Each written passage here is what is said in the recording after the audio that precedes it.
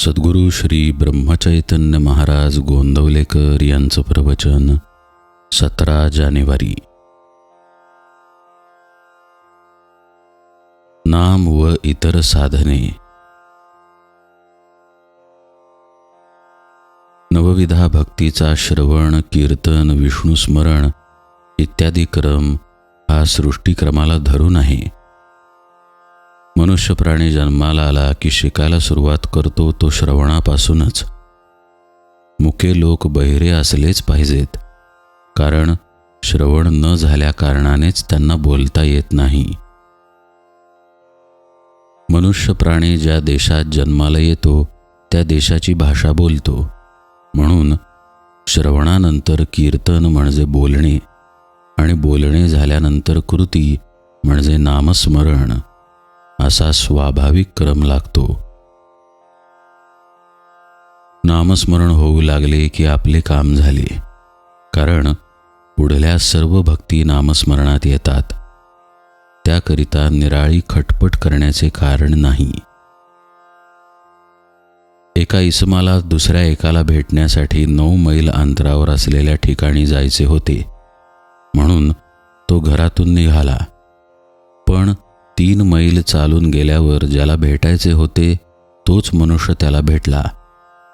अशा वेळी आपले काम झाले म्हणून तो जसा पुढे जाण्याच्या खटपटीत पडणार नाही, त्याचप्रमाणे तिसरी म्हणजे नामस्मरण भक्ती केल्याने पुढल्या 6ही प्रकारच्या भक्तींचे फळ मिळते. भगवंताच्या स्मरणात सर्वस्व आहे ही अगदी खूणगाठ बांधून ठेवा. भगवंताचे स्मरण हे कसे आहे?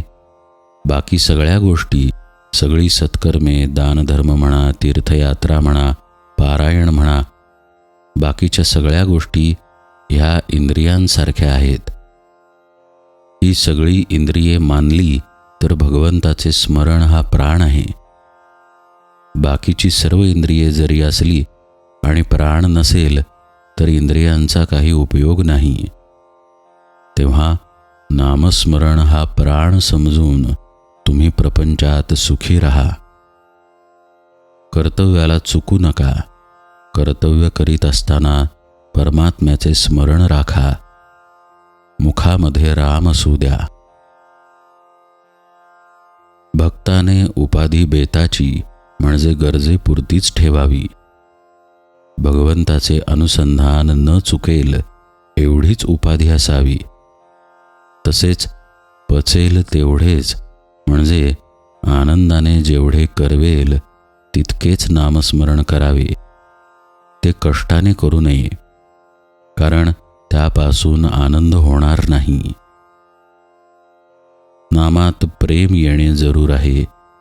याकरिता ते नाम अत्यंत आवडीने आणि त्याच्याशिवाय दुसरे काही साधायचे नाही आहे अशा भावनेने घेतले पाहिजे, म्हणजे त्यात प्रेम येईल. नामात प्रेम येणे ही फार उच्च कोटीची स्थिती आहे. ती अगदी सहजासहजी प्राप्त होणार नाही. म्हणून यातले मर्म ओळखून योग्य तऱ्हेने आणि चिकाटीने सतत नामस्मरणाचा अभ्यास ठेवणे जरूर आहे. भगवंताच्या नामाशिवाय मला काही कळत नाही असे ज्याला कळले त्याला सर्व कळले. नामस्मरणाची बुद्धी झाली की आपले काम झाले. जानकी जीवन स्मरण जय जय राम.